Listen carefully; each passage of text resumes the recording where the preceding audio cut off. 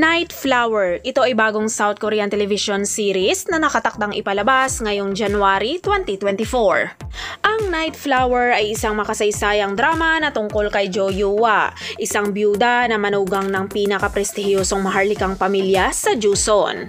Siya ay namumuhay ng tahimik at liblib sa bahay sa araw, ngunit lumalabas ng kanilang bahay sa gabi upang tumulong sa mga taong nangangailangan.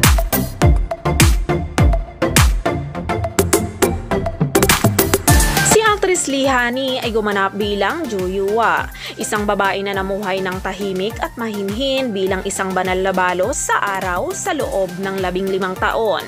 Gayunpaman, siya ay lihim na namumuhay sa isang dobling buhay. Sa gabi, siya ay magiting na lumabas upang tumulong sa mga nangangailangan. At hindi nagtagal, nasangkot siya kay Park Soo-ho at nagsimula siyang mangarap tungkol sa kanyang hinaharap. Si actor Lee Jung-won naman ay gumanap bilang Park Soo-ho, isang senior na opisyal ng militar na matalino at may mahusay na kasanayan sa martial arts. Magaling siya sa kanyang trabaho at may kaakit-akit na hitsura. Habang ang veteran actor na si Kim Sang-jong ay gumanap naman bilang Sok Ji-sung. Siya ang biyenan ni Yoo-hwa na isang state councilor. Samantala, si actor Lee Ki-woo ay gumanap bilang Park Yoon-hak, ang nakatatandang kapatid ni Soo-ho na isang third-rank royal secretary at isa sa mga pinagkakatiwalaang tao ng hari.